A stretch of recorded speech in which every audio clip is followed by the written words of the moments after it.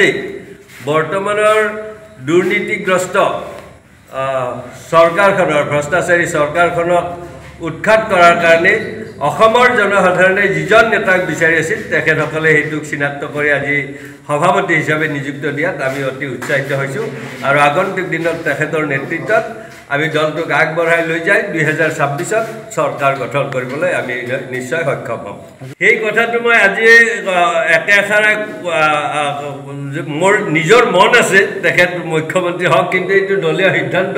গতিকে মই সেই কথাটো একেষাৰে আপোনাক কৈ নিদিওঁ কিন্তু মই ব্যক্তিগতভাৱে ভাবোঁ আমাৰ কৰ্মীসকলে ভাবে যে তেখেতেই মুখ্যমন্ত্ৰী হওক কাৰণ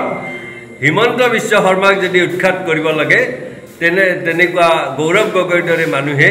এইটো সম্ভৱ কৰিব পাৰিব আৰু আমি সেইকাৰণে মনে প্ৰাণে গৌৰৱ গগৈকে বিচাৰিছোঁ 26ত যখন হ'ব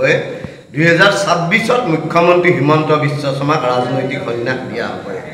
গৌৰৱ গগৈ অসম প্ৰদেশ কংগ্ৰেছ কমিটিৰ সভাপতি নিযুক্তি দিয়াৰ পাছত যিটো শংকা প্ৰকাশ মুখ্যমন্ত্ৰী হিমন্ত বিশ্ব শৰ্মাই কৰি আছিল যে 2026 চনত তেওঁৰ ৰাজনৈতিক সন্যাস হ'ব সেইটো অনাগত দিনত প্ৰতিফলন হ'বলৈ গৈ আছে আমি আশা কৰিছোঁ যে গৌৰৱ গগৈ কেৱল কংগ্ৰেছৰে নহয় অসমৰ সৰ্বস্তৰৰ ৰাইজৰ বিশেষকৈ নৱপ্ৰজন্মৰ আশা ভৰসাৰ থল হৈ 2026ত এখন সুস্থ গণতান্ত্ৰিক চৰকাৰ কংগ্ৰেছৰ নেতৃত্বত কৰিবলৈ সক্ষম হ'ব বিশেষকৈ যোৱা সময়ছোৱাত মুখ্যমন্ত্ৰী হিমন্ত বিশ্ব শৰ্মাই অসমৰ জনসাধাৰণক যি হিটলাৰী শাসন আৰু দমনমূলক ৰাজনীতি কৰিছে এই দমনমূলক ৰাজনীতিৰ বিপৰীতে গৌৰৱ গগৈৰ নেতৃত্বত গৌৰৱ গগৈৰ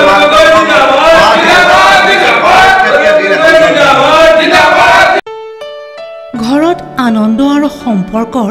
চমক বজাই ৰাখিবলৈ জৰুৰী হৈছে সকলো আনন্দময় মুহূৰ্তত মৰমৰ উপহাৰ দিয়াটো